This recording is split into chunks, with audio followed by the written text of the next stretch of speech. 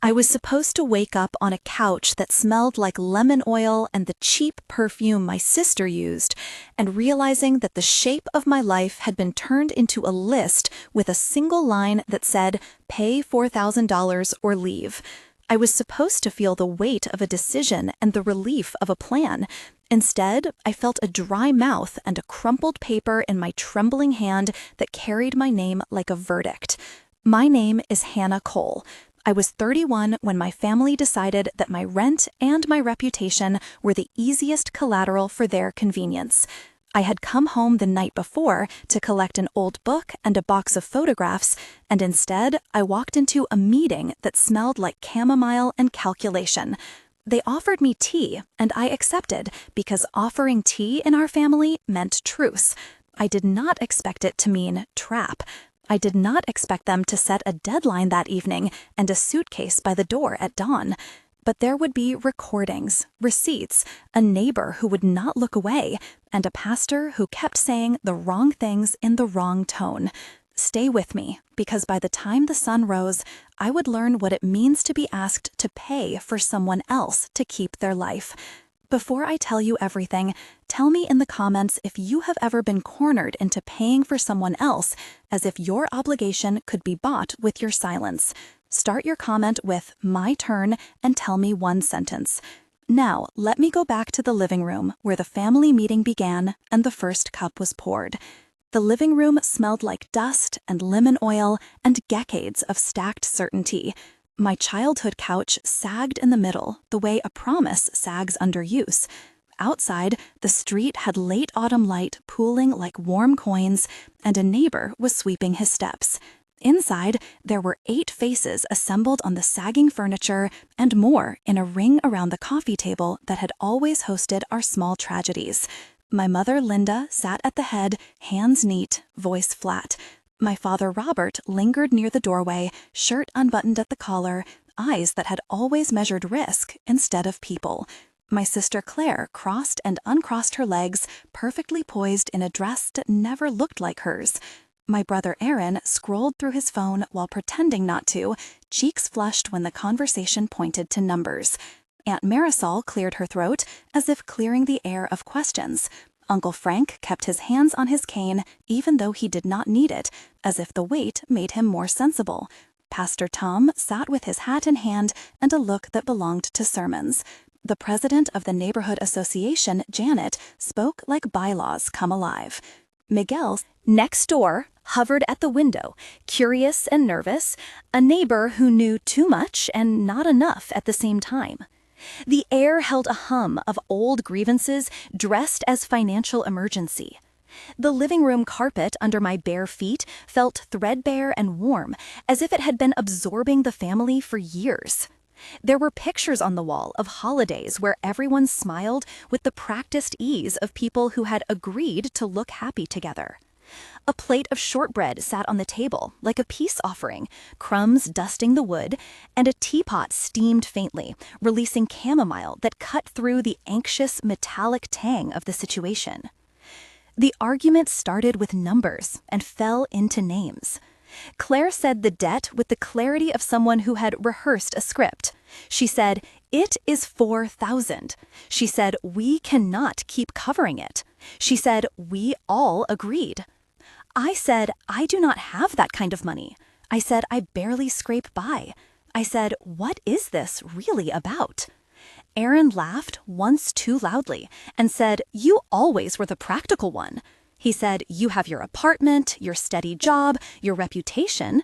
He said, "It makes sense that you handle this."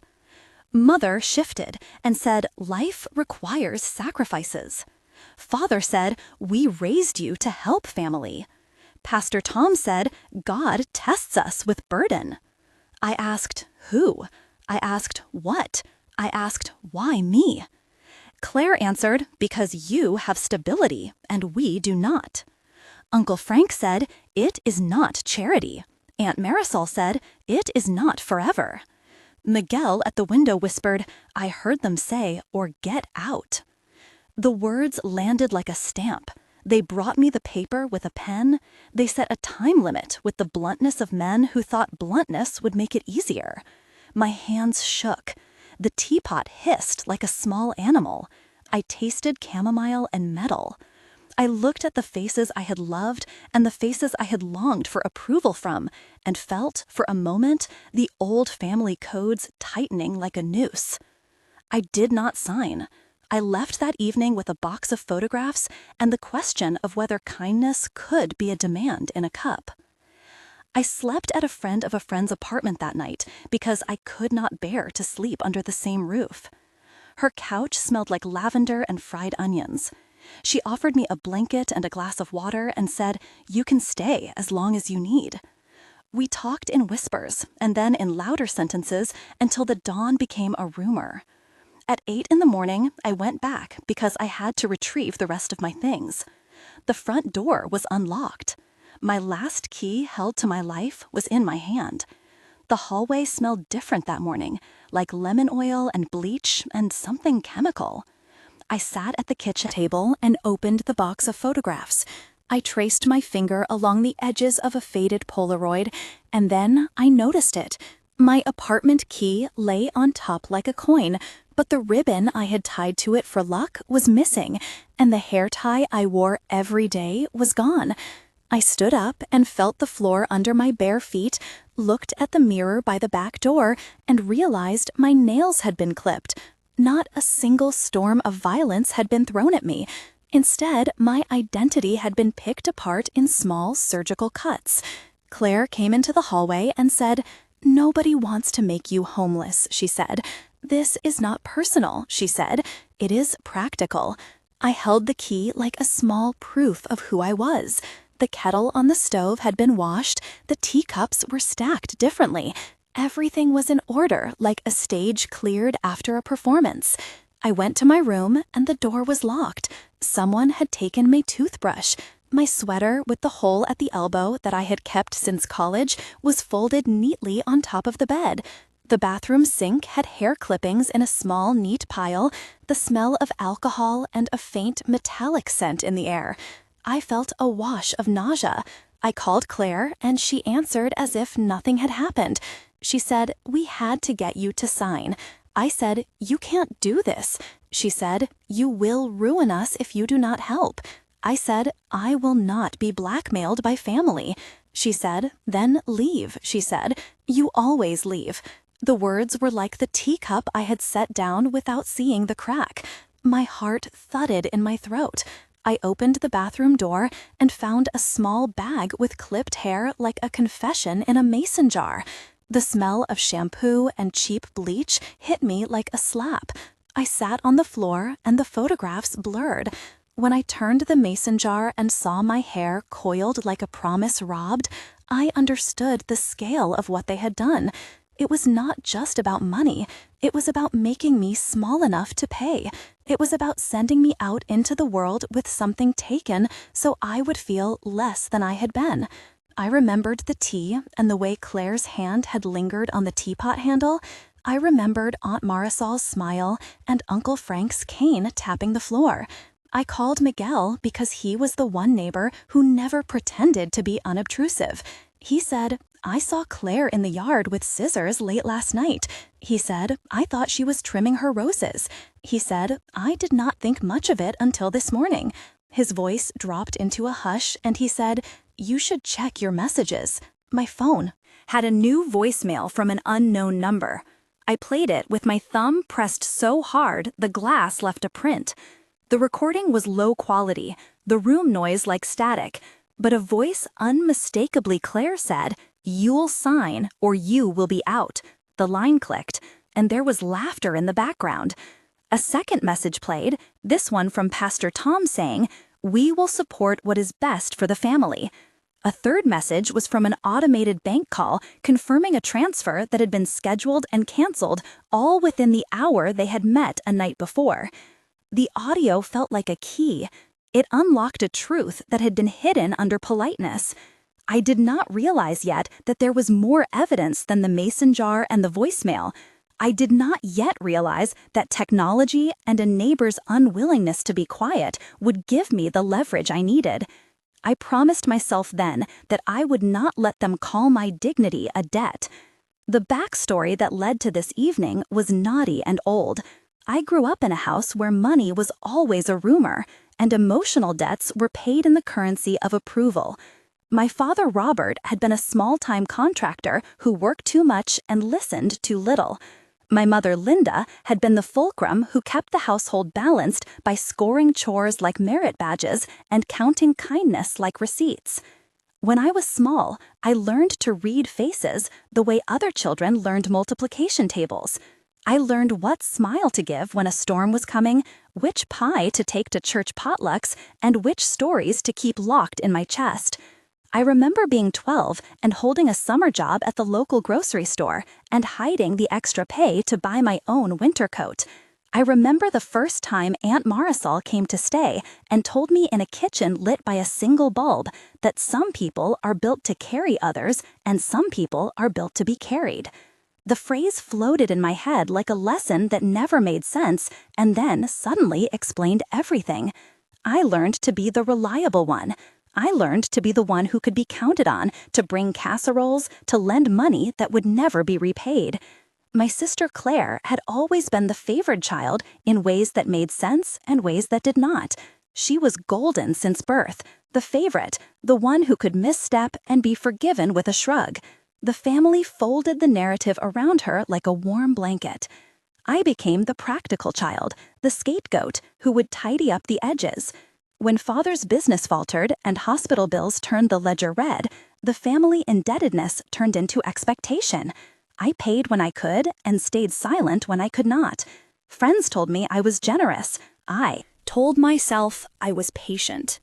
Over 2 decades, there were small violences disguised as guidance. There were notes about how I needed to help with the mortgage, cards that arrived with the phrase, "We trust you." There was a night when Robert asked me to sign a loan because he could not get one without a guarantor. I did not understand the full implication then. There was a pattern of requests that always pointed to me as the solution.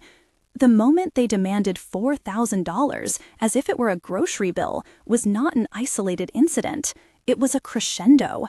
I had been given a role, and that role had been weaponized.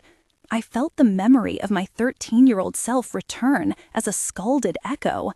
I thought of every casserole and every babysitting hour and every favor that had been tallied in the margins of a ledger that had never shown me as more than a balance left to cover. The backstory was not an excuse for my family's behavior. It was the architecture of their expectation. It explained why Claire's voice carried the authority it did, and why the pastor's words sounded like permission. It showed the pattern of favoritism and of the family's convenient social reasoning that had normalized devasi dawn in small increments. My past did not free them. It simply gave me a lens to see the system they had built around my willingness to keep things smooth. I knew then I needed allies who were not invested in the family story. I needed people who could treat evidence like evidence and not like gossip. I texted Sophia, a friend who did AV work and who had once fixed the audio at the church bake sale. I wrote, "Sophia, I need your help," and she replied, "I'm on my way." I called Miguel, and he agreed to write down what he had seen. I messaged Rita at the pharmacy, who knew when Claire had picked up a bottle of something over the counter. I emailed Pastor Tom, asking for any notes he might have made, and I sent a public records request to the neighborhood association for any complaints or board minutes mentioning our family. I told each of them, in short, precise sentences, what I thought had happened and what I wanted to prove. Sophia arrived with a small recorder the size of a matchbox and a recorder with better fidelity. She brought gloves and a sense of order and said, "We will not let anything be contaminated." She asked me to tell everything from the beginning, and I did.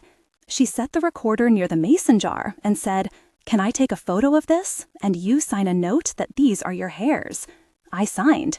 Miguel wrote a statement and left it at my door with a pen-scratch signature. Rita brought a receipt that she had kept because she was suspicious when a woman bought 2 boxes of hair dye and some kind of sedative the week before. She slid the paper across the table, and the ink smelled of petrol and the aftertaste of a store clerk's boredom. Pastor Tom said he remembered the night of pleading as a private conversation and was reluctant until I showed him the voicemails. He changed his tone instantly. I called a legal aid clinic and met with an intake worker named Jasmine, who said, "We can help you get an emergency protective order if you have proof of coercion." She asked for evidence, and I began to build a folder. There was the mason jar with hair, the recordings from my phone, Miguel's note, the pharmacy receipt, and a printed bank notice showing an attempted transfer that had been set up the night before and then canceled. Sophia photographed the jar with a scale and timestamp and wrote a note about chain of custody. I wrote a list of witnesses and the roles they played. Each person had a face and a function, and names finally felt like the frames of a story that could be documented. The plan was not about revenge. It was about demonstrating a pattern and protecting myself. It was about making sure that the family could not make me vanish into obligation. The technical side of what I was doing became its own small ritual. Sophia explained how she would collect the digital files with a hash to prove integrity, and how the mason jar would be sealed in evidence bags. She said, "We can create a chain of custody, and it will show every person who handled this item from the moment you asked us to preserve it." She wrote the steps down on a legal pad. I watched her and felt less alone. The chain of custody document listed dates and times, names and signatures, and described the packaging of the jar and the photographs. It was clinical and cold, but it was also definitive. I took it to Jasmine at Legal Aid, and she photocopied it and said, "This is what courts respect." The pharmacy receipt description was a small forensic procedure of its own. Rita printed the transaction history and circled the date and the product code. She handed me a copy and said, "I always keep copies if something seems off." The forensic bank printout arrived as a PDF signed by the bank's fraud department, showing requests to schedule a transfer that matched Claire's voice in time. The document said the transfer was initiated and canceled within the same hour, and that the originating device was registered to an IP address in our house. It was dry language that tasted like vindication when I read it. Each technical piece was about 300 characters and crucial to translate suspicion into something a judge or a counsel would read and weigh. I learned about evidence vocabulary quickly. I learned to insist on receipts and to label photos. I learned to ask people to sign statements in ink. It felt bureaucratic and right. There were moments in this process that slowed me down and changed the pace of my chest. The first moment of tension came when I played Claire's voicemail for Pastor Tom in his small office. The carpet smelled like coffee and old paper. Pastor Tom's forehead creased. He said, "I was there." He said, "I do not know if I remember it that way." I said, "Listen, I played it." He said, "The voice is Claire's." He said, "This is serious." He said, "We must handle this with care." He closed his eyes, and I saw questions bloom on his face. I watched his hands press together, and I felt a kind of righteousness fall out of him like loose change. For 2 paragraphs, I watched him rearrange his faith into a set of decisions, and then I watched him make one that shockingly favored mercy for me over convenience for the family.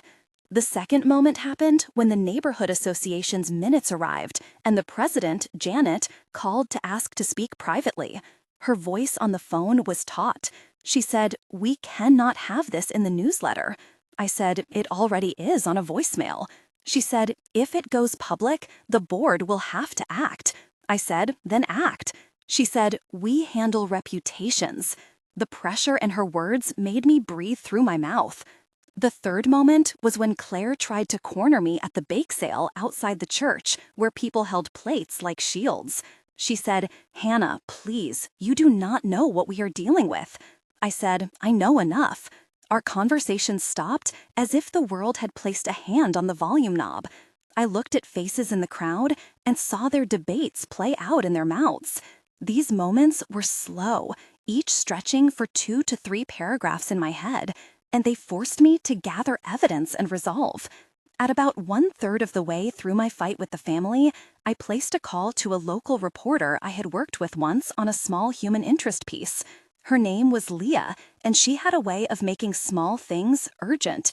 I left her a message that said, "There is a story about coercion in my family, and I have evidence and a neighbor's recording," and he called me back with a time for coffee.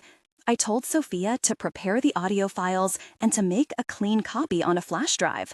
The CTA I had written in my mind for viewers would be something like this, and I said it aloud in those days when I rehearsed telling my version. If you felt anger the way I did when you heard Claire's voice on the voicemail, I want you to say "my turn" in the comments and tell one sentence about the worst demand your family ever made. Your comment might help someone who feels alone right now. Please do not write names. Do not be violent. Just one sentence so others can feel less alone. If you have been abused financially, maybe your single line will be the first time someone else reads it and says, "I did not know that happened to you." After that, I kept moving. The morning I planned to confront the family publicly, I felt a hush of nausea and a rush of righteous heat. I had prepared files, and I had people who would testify. I had chain of custody documents and bank records and a mason jar that fit in one palm like a small grave. The night before the exposure was a strain of small sabotages. Claire asked me to come early for coffee. I thought perhaps she wanted to reconcile. I said, "No, I will come at noon." She texted, "That would be better." She asked if I needed a ride. I said, "No, I would prefer to walk." I heard rumors that they had consulted neighbors and that some had been asked to look the other way in exchange for favors. I received a text from an unknown number that said, "Be reasonable," and the words felt like a shadow on the pavement. I notified the reporter, Leah, and she said, "We will be there with a camera crew and with someone to record the audio." She said, "We will need a clear place for the presentation." I chose the church hall because it was public and neutral and because Pastor Tom had agreed to stand with me. I rehearsed what I would say into Sophia's little recorder. I practiced the sentence that would open the folder and the clip and the photograph. I told myself to breathe and not to let myself be baited into anger that would sound like desperation on camera. In the quiet before the storm, I packed the mason jar in a small plastic evidence bag with the chain of custody slip and walked to the church with my keys in my pocket and my phone in my hand like a talisman. The air smelled like combustion, and the first frost was silvering the car hoods. People came and sat in mismatched chairs, and the camera lights made everyone look like cautionary tales.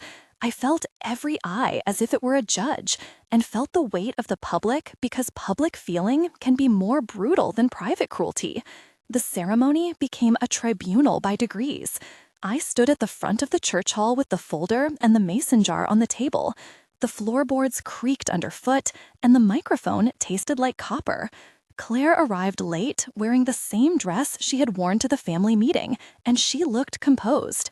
My palms sweated. I opened by saying I was asked $4,000 or leave. I sat the mason jar under the camera and I placed the little audio recorder next to it. Leah asked if she could play the voicemail, and she did. The room softened into a hush like a bowl catching rain. Claire's voice came through tinny but unmistakable, saying, "You will sign or you will be out." Laughter in the background. I felt my breath slow to a line. I pushed a printout of the pharmacy receipt to the front for all to see. The pastor nodded and stood. He said, "We must not confuse mercy with coercion." He read a statement that asked for compassion for those harmed.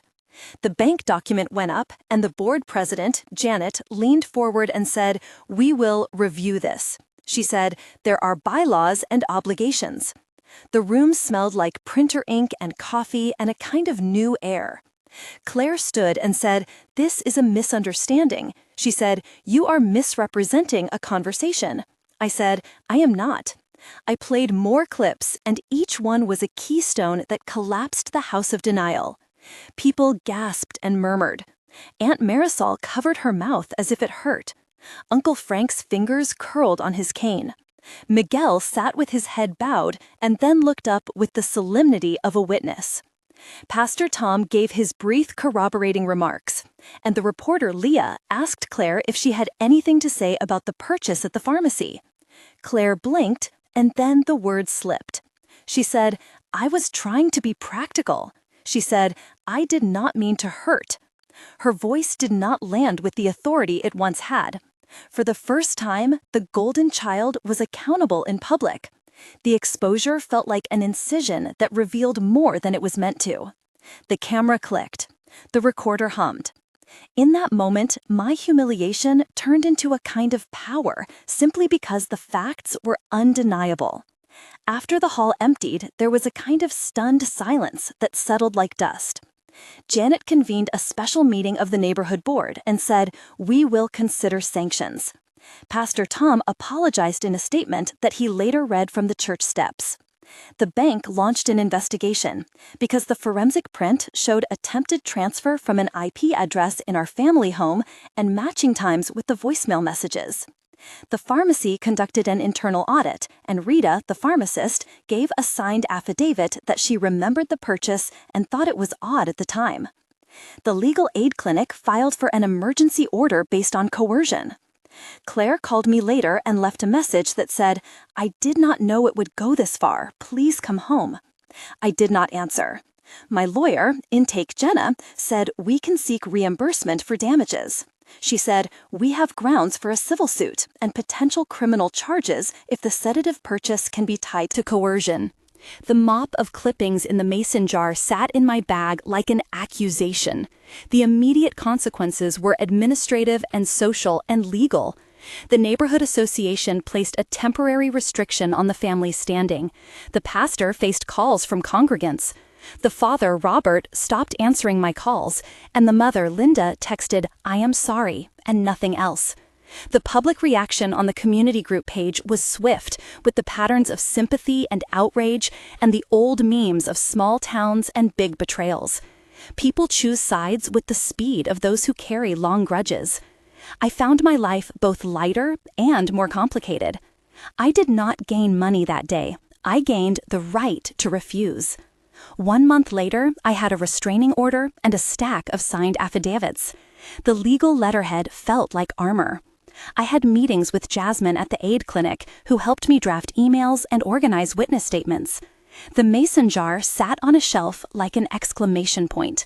I had 3 counseling sessions where I learned to tell my story without collapsing into the old pattern of making myself the problem. I walked through the neighborhood with my head steadier. People nodded with a kind of awkward respect, and some avoided my gaze. The family's reputation had frayed, and Claire's social invitations dwindled. She sent me a text that said, "Can we talk?" and I replied, "Not yet." 1 month felt like an open ledger, and I cataloged small victories like a notebook. 3 months later, the bank report confirmed that the transfer attempt had been initiated from a device that was logged into the family's Wi-Fi, and the fraud unit had escalated the case. The neighborhood association placed a reprimand on record. Pastor Tom resigned from the committee that oversaw the community outreach, citing exhaustion and the need to reflect. Socially, Claire found herself on the margins of parties she once hosted. Some friends showed support, and others did not. I started teaching a small workshop at the community center about financial boundaries because I knew many people had been paying invisible costs for the convenience of others. The workshop felt like returning my life to a useful currency. 6 months later, there was a mediated meeting where the family agreed to a small restitution and to a clause in which they would not request financial support from me for a defined period. It was not complete justice. It was not a storybook ending. It was a legal and social recognition that my boundaries could not be bought. The epilogue carried more than a list of actions. It had new rhythms. The church rewrote parts of its policy on pastoral involvement in family disputes. The neighborhood association created a resource list on financial coercion, and the president, Janet, sent an email apologizing for any prior indifference.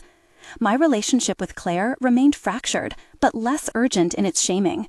I found a new apartment with a closet that smelled like citrus and thrift store linen. I saw a therapist who taught me to name the moment when I felt compelled and to step away. My life did not return to what it had been, but it moved toward an easier version of itself, with edges better defined. The technical procedures that mattered were precise. The chain of custody document recorded each transfer of the mason jar with timestamps, initials, and descriptions of the sealing method and packaging. It showed when Sophia took photographs, when I signed the evidence slip, and when it was submitted to the legal aid clinic for safekeeping. This record eliminated any claim that the physical evidence had been planted or tampered with. The lab analysis of the pharmacy receipt and the purchased item code took 3 days and returned a clear match between the product code and the sedative listed in the pharmacy's inventory record. The report outlined inventory logs, timestamps, and the clerk's notes.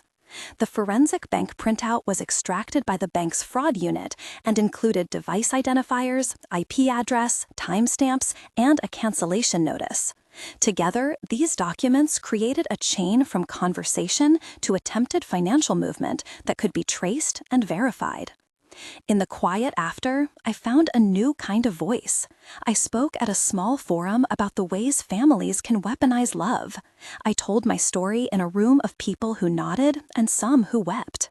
I learned how to ask for help and how to name what had been done to me without editing my experience for fear of being judged. I learned that exposing the truth did not mean breaking the family forever. For some people, it did. For others, it meant accountability. They imagined I would shrink, and I did the opposite. They thought I would be ashamed, and I found a steadier shame of a different sort, the one that belongs to those whose boundaries have been tested and who refused to be moved.